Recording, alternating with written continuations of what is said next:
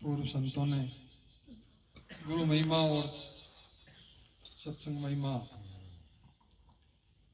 वाणी के माध्यम से प्रस्तुत की। सत्संग में गुरु का एक सर्वोपरि स्थान है। गुरु का पद जो है परमात्मा से भी ऊपर माना जाता है। गुरु और ब्रह्मा, गुरु विष्णु, गुरु देवो महेश्वर, गुरु साक्षात परब्रह्म तस्मै श्री गुरुवन में गुरु स्तुति के अंदर जो है गुरु का स्थान बहुत ऊंचा सर्वोपरि होता है। धन्यवाद। ईश्वर से भी ऊपर जो है गुरु सर्वोपरि होता है, क्योंकि गुरु भगवान की जानकारी और प्राप्ति का मार्ग भी जो है गुरु के माध्यम से ही प्राप्त होता है। धन्यवाद। भाई कलेक्टर कितना पढ़ा लिखा हो, RS हो, IAS हो, लेकिन अपने बच्चों को पढ़ने के लिए स्कूल में भेजता है। वो अगर घर पढ़ावे तो उसको कोई डिग्री नहीं मिलेगी, है ना। इसी प्रकार वकालत के अंदर देखो आप, वकील बेस करते हैं, उनकी बेस के ऊपर माध्यम से जो है मजिस्ट्रेट फैसला देता है ना। तो ये अधिकार जो है गुरु का अधिकार जो है सर्वोपरि माना जाता है। और गुरु की महिमा का वर्णन अपन सत्संग में करते आ रहे हैं। हमारे ऋषि मुनि भी ग्रंथों में भी गुरु की महिमा का अपार वर्णन हमें मिलता है। तो अभी गुरु महिमा के माध्यम से गुरु की जो है महिमा का वर्णन किया है। अब गुरु जो है, गुरु तो कई प्रकार के होते हैं, है ना। गुरु गीता के अंदर 7 प्रकार के गुरु बताए हैं। 7 प्रकार के गुरु बताए हैं। इसमें कुछ लौकिक गुरु है, ज्यादातर आध्यात्मिक गुरु है, वो अलग होते हैं, है ना। परमार्थिक गुरु है, हाँ, सूचक, वाचक, बोधक, हाँ, निषिद्ध गुरु, विहित गुरु, कारणज्ञ गुरु, और 7वां है सतगुरु। जो 7वें गुरु होते हैं वो सर्वोपरि माने जाते हैं। सतगुरु संसार के सारे जितने भी अपने बंधन हैं जिसमें जीव बंधा हुआ है और उनका पुनरागमन होता है ना, मरना, जन्मना, स्वर्ग भोगना, नरक भोगना, अनेक प्रकार की योनियों में जो है जीव जन्म लेता है ना। तो जीव भटका हुआ है अपने स्वरूप को भूल के। तो ये जो सतगुरु है, 7वें प्रकार के गुरु, वो ही सारे बंधनों से, सारे मोह को नष्ट करते हैं। जीव के सारे मोह और बंधन को ज्ञान के माध्यम से नष्ट करते हैं। जब ज्ञान रूपी अग्नि से जलकर भस्म हो जाता है ज्ञान, तो जीव का आवागमन नहीं होता है, वो पुनर्जन्म नहीं होता उसका। भाई कोई आदमी कब आता है वापस? कोई आदमी वापस कब आता है? जैसे अपन यहाँ बैठे हैं, अपन थैला भूल के चले गए और वहां जाके याद आया कि फलानी यार मैं तो थैला भूल गया, है ना, तो वापस आएगा वो, है ना। अगर उसका मोह नहीं है थैले में कोई वस्तु में मोह ही नहीं है उसका, संसार में, परिवार में, जगत में, वस्तु में, स्थान में, हाँ, किसी पद में, धन में मोह ही नहीं है उसका, खत्म हो गया, वो जल गया, मोह ही नष्ट हो गया, तो क्यों आएगा वापस? नहीं आएगा। संत बड़े बड़े संत महापुरुष, हाँ, कबीर साहब थे, नानक साहब जैसे महापुरुष वापस जन्म ही नहीं लिया उन्होंने। वो गारंटी लेके कह गए कि मैं भगवान की सौगंध खा के कहता हूँ, कबीर साहब ने कहा भगवान की सौगंध खा के कहता हूँ कि अब मैं वापस नहीं आऊंगा। इतनी गारंटी उन्होंने ली। तो वो भी तो गृहस्थी थे, संसार में रहते थे, अपने जैसे ही थे, लेकिन ज्ञान उनका प्रबल था। तो ज्ञान के माध्यम से जो है जीव का आवागमन मिटता है और बिना गुरु के ज्ञान नहीं होता है। और ज्ञान होता है सत्संग के माध्यम से, शास्त्रों के माध्यम से। आप अच्छे आदमी की संगत करोगे तो आपको धीरे धीरे ज्ञान होता है, अपने स्वरूप का बोध होता है कि मैं कौन हूँ, कहाँ से आया हूँ और मेरी अगली गति क्या है, क्या कर रहा हूँ, क्या मुझे वापस जन्म लेना है कि नहीं लेना है। ये जो निश्चय जो है मनुष्य इस लोक में आके करता है। और बाकी अभी बताइए 84 लाख योनियां है, एक बार भटक गया तो वो चक्र खाता ही रहेगा। बस करोड़ों वर्ष बीत जाते हैं, कई युग बीत जाते हैं, जब तक मनुष्य का कल्याण नहीं होता है। फिर वो मौका आता है, एक परमात्मा एक मौका देता है, अपने को दिया अभी, है ना। अब ये मौका चूक गए तो वापिस वही 84 का चक्कर कहते हैं भैया ना। तो वो 84 के चक्कर में फिर ये जीव भटकते भटकते अनंत युगों तक दुख भोगता है। हाँ, कभी सुख भोगता है, कभी दुख नरक में जाता है, कभी देवता बन जाता है, कभी वापिस उसका पतन हो जाता है। हाँ, भोग योनि, कर्म योनि, ये सब जीव पे लागू होती है। इंद्र बन जाता है, कभी अच्छे कर्म करते हैं, यज्ञादि कर्म करते हैं, पुण्य करता है, तो उसके फल से उसको अच्छी योनि मिलती है, देव योनि भी मिल जाती है। लेकिन वापिस उसका मुक्त नहीं होता जीव जन्म मरण के चक्कर से। तो गुरु महाराज जी जो है, गुरुदेव ही इससे मुक्त कराते हैं। तो ये अपने सतगुरु की उपाधि उनको मिलती है, सतगुरु, जो संसार के सत्य सत्य का बोध करा देते हैं, है ना। एक विहित गुरु होते हैं जो वैराग्य का मार्ग बताते हैं, वो भी गुरु है ना।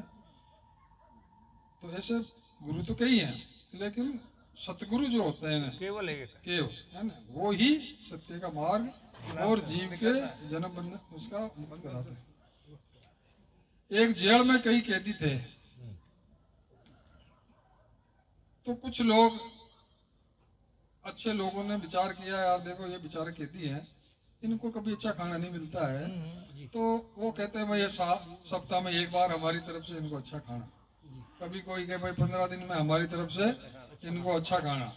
ऐसे वो उनको भोजन देते थे। एक बार कोई संत आए जेल के अंदर घूमते घामते, जेलर को पूछा भैया हम मिलना चाहते हैं कैदी।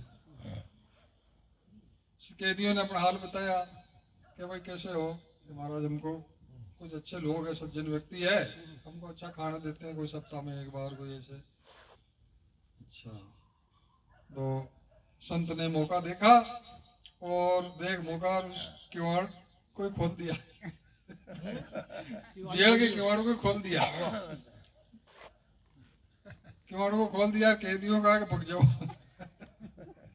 तो सारे कैदी निकल के ऊपर भग गए, पक गए, सब मुक्त हो गए जेल से। कैद से मुक्त हो गए। अब बताओ वो गुरु बढ़िया है कि या वो खाना देने वाला बढ़िया है? नहीं, मैं जेल निकालिया जो जिसने जेल से मुक्त कर दिया, वो जो है संत ऐसी कृपा करते हैं कि यार तुम जेल से मुक्ति हो जाओ, इस जीव का जन्म मरण से बंधन ही कट जाए, बंधन कर जाए। हाँ। तो सदगुरु तो की महिमा तो अपरंपार है। सदगुरु सो भी दिए थे, है ना। सम्यगानंद जन के पाशाष्टकम शिशो सम्यगानंद जन के से सदगुरु सो अभी दिए थे। शिष्य के 8 पाशों को जो बंधन से मुक्त कराते हैं वही सदगुरु होते हैं, है ना। संशय, दया, भय, संकोच, निंदा, प्रतिष्ठा, कुलाभिमान और संपत्ति, ये 8 पाश होते हैं जो शिष्य को सतगुरु मुक्त कराते हैं। तो सतगुरु की महिमा तो अपरंपार है ना। और संतों की शरण में जाता है जीव, है ना, और सतगुरु धारण कर लेता है तो जीव का कल्याण निश्चित है। तो अभी सत्संग में अभी गुरु महिमा में ये बताया है कि सारे बंधनों से मुक्त, वो जेल वाली बात है। भाई जीव आता है, कभी सुख पाता है, कभी दुख पाता है? कभी अपने कर्मों का अच्छे कर्म किए सुख भोगता है, नरकादि भोगता है, लेकिन मुक्त थोड़ी होता है जब तक सदगुरु की शरण में नहीं जाएगा। इस जीव का आवागमन जो है नहीं मिटेगा, अपने स्वरूप का जो बोध है ना वो उसको होगा ही नहीं कि मैं जो है मैं तो ब्रह्म हूँ, है ना, सच्चिदानंद स्वरूप हूँ, ईश्वर का अंश हूँ। ये ज्ञान सदगुरु जो है उसको करवाते हैं। और उसकी निश्चयात्मक बुद्धि जब हो जाती है सतगुरु के निधिध्यासन से, ज्ञान के माध्यम से, तो वो जीव धीरे धीरे अभ्यास करते करते, अभ्यास से होता ही है, करोड़ों में हजारों में किसी की मुक्ति होती है, ऐसे थोड़ी होती है। अच्छे अच्छे विद्वान संत विरक्त पुरुष भी, उनको भी वापिस जन्म हो गया। भरत मुनि जैसा हुआ जो परम विरक्त थे, जंगल में रहते थे, कोई मोह नहीं था, फिर भी एक हिरण में मोह घुस गया, एक हिरण पाल लिया, वो हिरण में मोह हो गया थोड़ा, तो भरत मुनि जो अगले जन्म हिरण बन गए, अपने शास्त्रों में ले। तो एक इतने विरक्त पुरुष की थोड़ी सी आसक्ति भी सारी जीवन की तपस्या खत्म कर दे बंद कर बंद कर दे खत्म होती है। ज्ञान की जो है, इतने ज्ञानी पुरुषों का भी जो है वापिस जन्म हो ज्ञान जाता है। ज्ञान खत्म हो जाता है मोह है में। ना? तो मोह बहुत बुरी चीज है, और मोह से ही संसार बंधा हुआ है। अपना वही है संसार में, अपना पराया, ये मेरा, वो मेरा, ये मेरा परिवार, ये फलाना हाँ, ये मेरी संपत्ति, धन, है ना? इससे विमुक्त, बंधन से मुक्त होना बहुत मुश्किल है। बहुत अभ्यास करना पड़ता है इसका, अपने दैनिक जीवन में अभ्यास करना पड़ता है, रोज अभ्यास करना पड़ता है, हर क्षण अपने को अभ्यास करना पड़ता है, जब जाके ये जीव धीरे धीरे धीरे धीरे उससे दूर हटता रहता है, और उसको एक विरक्ति वाली स्थिति आ जाती है, संन्यास की स्थिति आ जाती है ना, समाधि की स्थिति आ जाती है। तो ये सदगुरु की कृपा से होता है, और ईश्वर की प्राप्ति, है ना, अपने स्वरूप का बोध जीव को होता है, जब जाके ये जीव मुक्त होता है। अब ज्ञान तो अनंत है, कई वेद शास्त्र पुराण आदि सब बड़े पड़े हैं, और सब में बात यही बताई है कि भाई अपने स्वरूप का बोध करो कि मैं ब्रह्म हूँ, हाँ, मैं सच्चिदानंद भगवान परमात्मा का अंश हूँ, ईश्वर का अंश हूँ, है ना। ये ज्ञान, वाचिक ज्ञान तो अलग है, किताबों में तो है, संत महापुरुष भी कह रहे हैं, लेकिन जब तक आदमी अभ्यास नहीं करेगा, अपने जीवन में अभ्यास नहीं करेगा, हर क्षण अभ्यास नहीं करेगा, जब तक वो ये ज्ञान खाली थोड़ा ज्ञान है, कोई मतलब नहीं। हाँ, बहुत जो है दुर्लभ है, बड़ी मुश्किल से होता है। एक थोड़ी सी आसक्ति जीव को वापस बुला लेती है, उसका जन्म हो जाता है। तो बातें तो बहुत शास्त्रों में भी खूब है, बताने की भी खूब है ना। और अब रहा गीता के अंदर भगवान ने सारी बातें बता दी, उसमें गृहस्थी के लिए बता दी, सन्यासी के लिए भी बता दी, हाँ, योगियों के लिए भी मार्ग बता दिया कि भाई जिसको अच्छा लगे वो करो। गृहस्थी के लिए बताया, भाई गृहस्थी के जीवन में क्या जिम्मेदारी होती है, तो गृहस्थी के लिए भक्ति योग बताया, निष्काम कर्म योग बताया। सबसे बढ़िया बात, कर्म तो करो, शास्त्रोक्त कर्म करो, हाँ, अकर्म मत करो, और उसका फल ईश्वर के ऊपर छोड़ दो, फल जो है भगवान पर छोड़ दो, तो तू जान, है ना। तो फिर उसके कर्म का भार बंधन नहीं होता है, तो वो कर्म करते हुए भी वो जीव परमात्मा उसको मुक्त कर देते हैं, अपनी शरण में ले लेते हैं, क्यों, उसको इच्छा ही नहीं है। शुभ कर्म किया, खूब दान पुण्य भी कर रहा, धर्म भी कर रहा, लेकिन उसके फल की इच्छा नहीं करता, वो ईश्वर के निमित्त समझ के कर रहा है, तो उसके पाप पुण्य का उसके भार नहीं होता। तो ये गृहस्थी के लोग सबसे बढ़िया बात ये होती है, निष्काम कर्म योग, है ना। अब कई तपस्या करते हैं, योग करते हैं, साधना करते हैं, वो हर एक के बस का रोग नहीं है, इसलिए अपने को गृहस्थियों के लिए भक्ति योग सबसे बढ़िया है ना। 9 प्रकार की भक्तियाँ होती है, उसमें जो जिसको बढ़िया लगे है करो। श्रवण मनन निधिध्यासन, ये अपने धर्म का कल्याण होता है। और बाकी यूँ तो सत्संग करते रहो, अपने सुनते रहे, किताबें भी खूब है, हाँ, अनेक प्रकार के शास्त्र बाजार में मिलते हैं। पढ़ने से आदमी को ज्ञान होता है, क्योंकि किताब भी गुरु होती है, ज्ञान उससे भी होता है, लेकिन गुरु के माध्यम से जो पढ़ी जाती है हाँ महाराज, आओ वो नंबर विद्या आओ बड़ी आपको, बहुत होती है ना। उसकी बैठो। वो वैल्यूएशन जो होती है वो गुरु के माध्यम से ही होती है, गुरु पढ़ावे शास्त्र, है ना, उससे उसका महत्व बढ़ता है हाँ, और समझ में आती है। शिलाग्री तो अभी गुरु महिमा, अभी सत्संग महिमा का भी प्रकरण चलेगा, गुरु महिमा हुई, संत चादर दे महिमा दो ना। हुई, ईश्वर महिमा का प्रकरण भी चलेगा।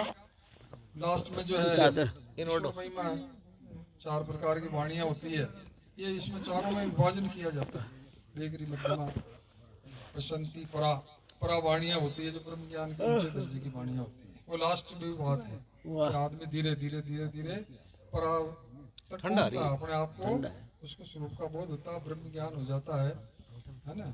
तो ये लास्ट की बात होती है कि जीव अपना स्वरूप का में स्थित हो जाता है और अपने स्वरूप का बोध उसको हो जाता है, और वो नित्य मुक्त हो जाता है। मरने के बाद मुक्ति नहीं होती। राजा जनक थे, वो ब्रह्मनिष्ठ थे, राजा थे, वो तो गृहस्थी भी थे, लेकिन सुखदेव मुनि के गुरु थे, वो तो सुखदेव मुनि जैसा विरक्त पुरुष, उसके भी गुरु गृहस्थी थे वो, ज्ञान इतना प्रबल होता है। ज्ञान का ठेका नहीं है कि वही जो योगी हो सिद्ध हो, ऐसा ही ज्ञान नहीं हो। ज्ञान तो गृहस्थी को भी हो सकता है। वो भी उसके गुरु धारण किया था। सुखदेव मुनि की में भी कुछ कमियां थी तो राजा जनक ने निकाली। तो ज्ञान बहुत बड़ी चीज है, और ज्ञान हुए तो एक क्षण में हुए, नहीं हुए तो जिंदगी भर नहीं हुए, कई जन्मों तक भटकते ही रहो, खूब सुनते ही रहो, संत महापुरुषों के पास बैठो, जाओ सत्संग में जाओ, नहीं होता, नहीं होता। हाँ, श्लोका आर्देन प्रवक्षाम यदुत्तम ग्रंथ कोटि भी ब्रह्म सत्यम जगत मिथ्या जीवो ब्रह्मणापर। यानी एक क्षण में राजा जनक को अष्टावक्र जी ने ज्ञान करवाया, ब्रह्म ज्ञान, एक श्लोक में, आधे श्लोक में। जैसे घोड़े पर बैठ के उतरे आदमी, इतनी देर में मुझे कोई ज्ञान करा दे, मैं उसको गुरु करूंगा, जनक ने कहा। तो सारे ऋषि मुनि दंग रह गए कि यार इतनी देर में कोई ब्रह्म ज्ञान जैसी चीज इतनी देर में थोड़ी होती है। तो फिर अष्टावक्र जी ने कहा कि राजन मैं करवाता हूँ तुम्हें ज्ञान, इतनी देर में मैं करवाऊंगा, है ना। तो लोग बाग हंसे भी सही उस पर, क्योंकि उसके शरीर में जो है 8 प्रकार के बल थे, है ना, विकृत था उनका शरीर, फिर भी ज्ञान प्रबल था, श्रेष्ठ, उनको ब्रह्म ज्ञान ब्रह्मनिष्ठ थे। तो इतनी देर में करा दिया, हो गया उनको। हरे को थोड़ी होता है, अपने को कहे तो हो क्या। लेकिन वो पिछले जन्मों का आदमी प्रारब्ध काम करता है, पिछले जन्मों का जो इस लाइन में लगा हुआ होता है ना, उसकी वजह से आदमी को ज्ञान होता है, तुरंत ज्ञान हो जाता है। इसका मतलब उसने सारी प्रक्रिया पिछले जन्मों में पूरी कर ली। जैसे कहते हैं ना, आदमी सुखदेव मुनि जन्मते ही रवाना हो गए, प्रारब्ध था उनका। कहते नहीं, ये आदमी बचपन में ही साधु हो गया, निकल गया घर से, ऐसा होता है ना। क्यों होता है ऐसा? इसी के वो पहले उस लाइन में लगा हुआ था, उसमें जो कमी है वो पूरी हो गई, है ना। क्या बड़ा सिद्ध है ये, तो बचपन से ही बड़े सिद्ध होते हैं। तो कहते क्या, उन्होंने तपस्या की हुई है पहले, वो सिद्धियां तपस्या कर चुका पिछले जन्मों में, योग साधना जो भी करना था, इसलिए वो सिद्ध पुरुष बन जाता है, हर एक थोड़ी बनता है। तो ऐसा है कि ये तो कमाई है अपने, जो जिस लाइन में लगा हुआ वो उसको तुरंत ज्ञान हो जाता है। तो ये तो अभी गुरु महिमा का प्रकरण चल रहा था, और सत्संग का अभी क्या सत्संग की चल रही है, सत्संग में या संत महिमा, हाँ हाँ, अब संतों की जो है महिमा का प्रकरण चलेगा, तो उसमें भी जो भी आगे कोई बात होगी। हेलो तो ले महाराज बोल सतगुरु भगवान की जय। जय।